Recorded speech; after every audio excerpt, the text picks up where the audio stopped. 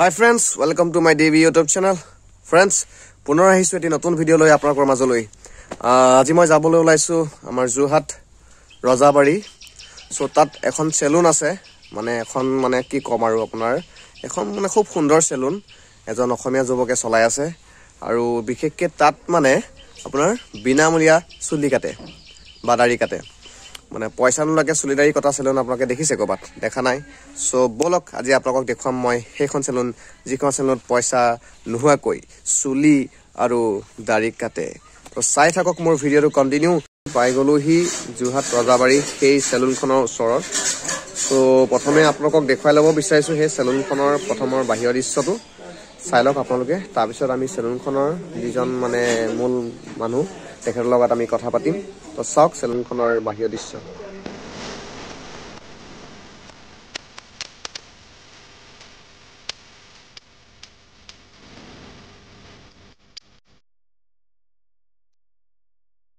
তো ফ্ৰেন্ডছ দেখিলে আপোনালোকে সেই সেলুনখনৰ বাহিৰৰ দৃশ্য আৰু এতিয়া মোৰ লগত আছে সেই সেলুনখনৰ যিজন মূল মানুহ। তো তেখেতৰ লগত মই এতিয়া কথা পাতিম। আহক প্ৰথমে তেখেতৰ লগত চিনাকি কৰি দিওঁ। তো তেখেতে হৈছে এই সেলুনখনৰ মূল মানুহ। নমস্কাৰ জনাইছোঁ আৰু লগতে আমাৰ ইউটিউব চেনেললৈ আপোনাক স্বাগতম জনাইছোঁ। তো প্ৰথমে আপোনাৰ নামটো ক'ব। মোৰ নাম মুন বৰা। মুন বৰা, হয়। আমি জানিবলৈ পাইছোঁ যে আপোনাৰ সেলুনখনত যিসকল মানে সক্ষম সেই সক্ষম লোকসকলক আপুনি মানে বিনামূলীয়াকৈ চুলি দাড়িখিনি মানে আপুনি ধৰক মানে সুবিধা দিয়ে কটাখিনি মানে। চ' 3 বছৰৰ পৰা ধৰি মই কামটো কৰি আছো। হয় হয়, বৰ্তমান মই প্ৰায় 9জন তেনেকুৱা বিশেষভাৱে সক্ষম পাইছে মই মানে কাম কৰি আছো। আগন্তুক মানে তেনেকুৱা আহিব নোৱাৰে, মই ঘৰত গৈ কৰি দিওঁগে। ঘৰটোলৈ যাওঁ আপুনি ন? হয় হয়, খুব এটা ভাল কণ্টেক্ট নাম্বাৰ দি দিছো, তেওঁলোকে মোক কণ্টেক্ট কৰে, মই সময়ত গৈ ঘৰত। আচ্ছা আচ্ছা, তো ভাল কথা, খুব এটা ভাল কথা দেখিছে আপোনালোকে। এখেতে ঘৰলৈও গৈ সেইটো মানে চুলি দাড়ি কাটি দিয়ে, মানে ইমানখিনি সুবিধা তেওঁ কৰিছে বিনামূলীয়াকৈ। চ' মই আপোনালোকক কৈছিলোঁ যে পইচা নোলোৱাকৈ চুলি কাটে, একচুৱেলি সেইটো নহয়।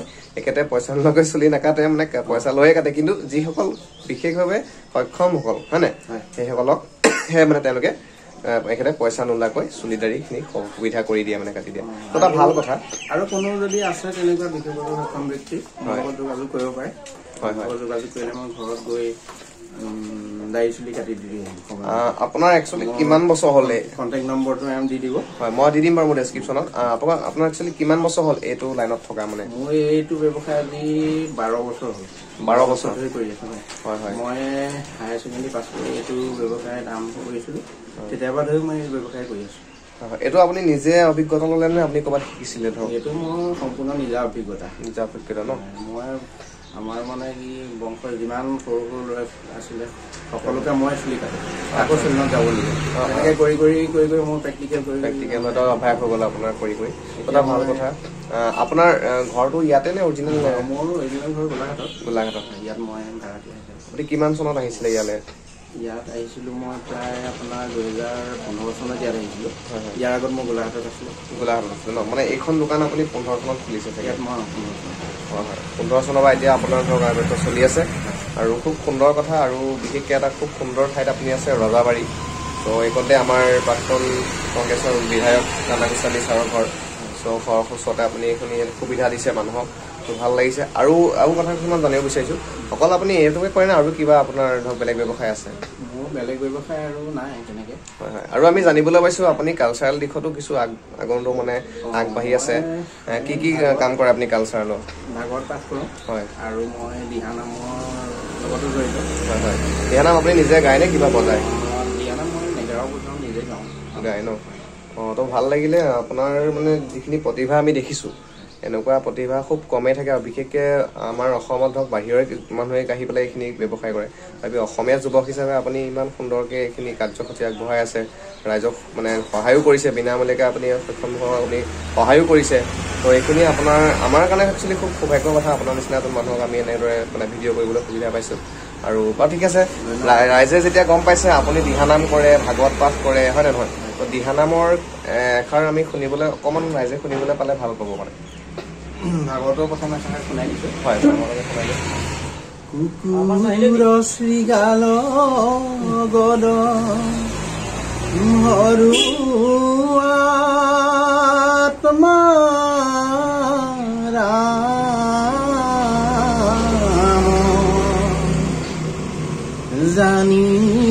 ভবাকো কৰি কৰিবা প্ৰণাম। কৃষ্ণ কৃষ্ণ কৃষ্ণ। ভাল লাগিলে শুনি। আৰু আপুনি কিমান সময়ৰ পৰা কিমান সময়লৈ এখন মানে খোলা থাকে দোকান? মই ৰাতিপুৱা 7 বজাত খোলো হয় আৰু ৰাতি 9 বজাত বন্ধ কৰোঁ। 9 বজাত বন্ধ কৰে ন? হয় হয়। তো ঠিক আছে, আপোনাক এইখিনি আমি কথা পাতিলোঁ। আৰু প্ৰথমে আমি ধৰক দেখুৱালোঁ আপোনাৰ দোকানখন বাহিৰৰ পৰা। তো ৰাইজেতো ভিতৰখিনিও ভালদৰে চাবলৈ বিচাৰিব, গতিকে আমি আকৌ কথা পাতি আছোঁ আপোনাৰ লগত। আৰু যিহেতু এখেতে অলপ ব্যস্ত, কাৰণ এখেতৰ কাষ্টমাৰ এনি টাইম আহিয়ে থাকে, তো এই ব্যস্ততাৰ মাজত আপুনি আমাক আৰু এটা কথা, আৰু কোনো ইচ্ছুক ব্যক্তিয়ে যদি মোৰ ওচৰত শিকিবলৈ আহে, প্ৰশিক্ষণ ল'বলৈ আহে, তেতিয়া মই বিনামূলীয়াকৈ প্ৰশিক্ষণ দিওঁ। হয়, আপুনি প্ৰশিক্ষণো দিয়ে ন? হয়, মই তেনেকৈ এতিয়ালৈকে 4জন ল'ৰাক মই শিকালোঁ। হয় হয় হয়। তেওঁলোকে এতিয়া নিজে নিজে দোকান খুলি নিজৰ পৰিয়াল পোহপাল দি আছে। খুব ভাল কথা। মানে ধৰক আপুনি নিজে ধৰক আচলতে কি হয়, 2-3জন মানুহক উলিয়াই দিছে। মানে ৰাস্তাই পদূলি আন্দোলন কৰি লাভ নাই, লাভ নাই। আমি কৰ্ম সংস্কৃতি গঢ়ি তুলিব লাগে। হয়, নিজে কৰ্ম কৰি বজাৰ আমাৰ প্ৰকৃত অসমীয়া দি দেখাব লাগে, কৰ্ম কৰি পেলাই। সেইটোৱে ঠিকে আছে। বাহিৰৰ মানুহে যে হেড কৰিব লাগে, আমাৰ অসমীয়াই কিয় নোৱাৰিব? হয় নে নহয়? আমাৰ অসমীয়াই কিয় নোৱাৰিব? কৰো বুলি সকলো কৰিবা। আৰু কৰ্মত কোনো ধৰণৰ লাজ নাই, কোনো ধৰণৰ ভয় নাই। গতিকে সকলোৱে সৰু ডাঙৰ কোনো নাই, মানে কৰ্মত সকলোৱে কৰিব পাৰে। হয়, গতিকে সেইটো খুব ভাল কথা। আপুনি যিখিনি কাম কৰিছে, আৰু সকলোকে কৈছোঁ মই, যিখিনি ব্যক্তি বা কোনোবা যুৱক যুৱতী যদি এনেই আছে ধৰক ঘৰতে, নিজে অলপ মানে ইচ্ছুক আপোনালোকে পাৰে, মই সম্পূৰ্ণ বিনামূলীয়াকৈ তেওঁলোকক প্ৰশিক্ষণ দিম।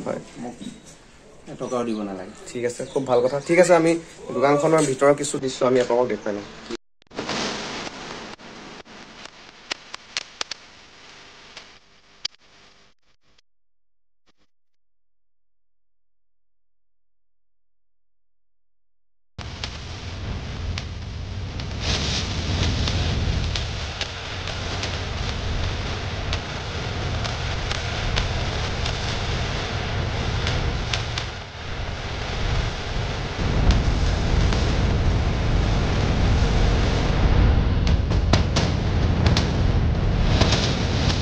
হয়, এনেদৰে এখন ধৰক চেলুন, এখন প্ৰতিষ্ঠান তেখেতে অসমীয়া যুৱকে ইমান সুন্দৰকৈ চলাইছে।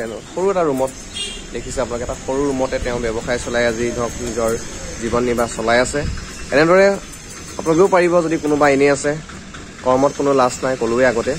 তো নিজে যদি অকণমান চিন্তা ভাৱনা কৰি এটা ব্যৱসায় খুলি লয়, তো সুন্দৰভাৱে আপোনালোকে চলি থাকিব পাৰিব।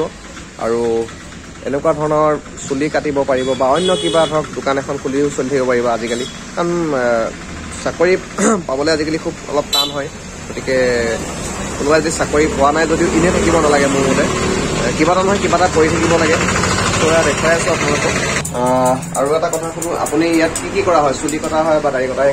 তাৰ বাহিৰে আৰু কি কৰে? চুলি কটা হয়, দাড়ি কটা হয়, ফেচ ৱাছ কৰা হয়, স্ক্ৰাব কৰা হয়, ফেচিয়েল কৰা হয়, কালাৰ কৰা হয়। এইখিনি সুবিধা আছে চব ন? হয় হয়। আৰু ধৰক মানে কি ক'ম, আপুনি যিখিনি বস্তু ইউজ কৰে, সেই বস্তুখিনি মানে আমাৰ যোৰহাটৰ পৰা আনে নে বাহিৰৰ পৰা কিবা চব ইয়াৰে ন? আৰু আপোনাৰ ঘৰৰ পৰিয়াল কোন কেনেকৈ আছে এতিয়া বৰ্তমান? পৰিয়াল বৰ্তমান ভণ্টি দুজনী, ভাইটি এটা। হয়। আমাৰ মা নাই, মা ঢুকালে, দেউতা আছে। ইয়াত কোন কোন আছে? ইয়াত মোৰ পৰিবাৰ আছে, নিজৰ পৰিবাৰটো দুজনী ছোৱালী আছে। হয় হয়। তো ঠিক আছে, এইজনে মানে খুব সুন্দৰকৈ এখন চেলুন খুলি নিজৰ পৰিয়ালটো ধুনীয়াকৈ পোহপাল দি আছে। আৰু এজন অসমীয়া যুৱকৰ বাবে এটা বহুত ডাঙৰ কথা, ইয়াত এখন চেলুন খুলি আজি নিজৰ জীৱনটো চলাই আছে তেখেতে, আৰু অন্য ব্যৱসায় নাই তেখেতৰ। আৰু অসমীয়া যুৱকে কৰিব নোৱাৰা কাম নাই, সকলো কাম কৰিব পাৰে। বাহিৰৰ মানুহ আহি আমাৰ অসমত কাম কৰি খাইছে, গতিকে আমাৰ অসমীয়া যুৱক আমাৰ অসমতে থাকি কিয় কাম কৰি খাব নোৱাৰিব? কিয় বাহিৰত যাব লাগিছে? গতিকে মানুহে চব কাম কৰিব পাৰিব যদি ইচ্ছা কৰে, যদি মন কৰে। গতিকে এইখিনিয়ে ক'লোঁ। আৰু যদি কিবা কতে মোৰো কিবা যদি ভুল ত্ৰুটি হৈছে, সেইখিনি মোক ক্ষমা কৰি দিব। আৰু যিমান যি নহওক, আজি মোৰ ভিডিঅ'টো ইমানতে মই সামৰি মাৰিব লৈছোঁ। আৰু মুন্দা, আপোনাকো মোৰ চেনেলটোলৈ মানে আজি ধৰক মাতিলে, মোক ইয়ালৈ মাতি পেলাই এইখিনি কৰিবলৈ দিয়াৰ বাবে বহুত সুবিধা দিছে আপুনি। ধন্যবাদ জনাইছোঁ। হয়, আৰু আগন্তুক দিনক আপোনাক লগ পাই থাকিম, আৰু আপুনি আৰু আগবাঢ়ি যাওক, আৰু ভগৱানে আপোনাক সুমতি দিয়ক। সেয়া আপোনালৈ কামনা কৰিলোঁ আৰু আজি আমাৰ চেনেলটোত আপোনাক এয়া বিদায় মাগিছোঁ তো ঠিক আছে পুনৰ আহিম আপোনালোকৰ মাজলৈ এটি নতুন ভিডিঅ' লৈ চাই থাকিব মোৰ YouTube channel DB YouTube channel আৰু লগতে চেনেলটো যিসকলে ছাবস্ক্ৰাইব কৰা নাই লাইক কমেণ্ট কৰা নাই চ' কৰিব বুলি আশা ৰাখিলোঁ আৰু আজি ইমানখিনিয়ে কৈ আপোনালোকৰ মাজৰ পৰা মই বিদায় মাগিছোঁ চ' বাই বাই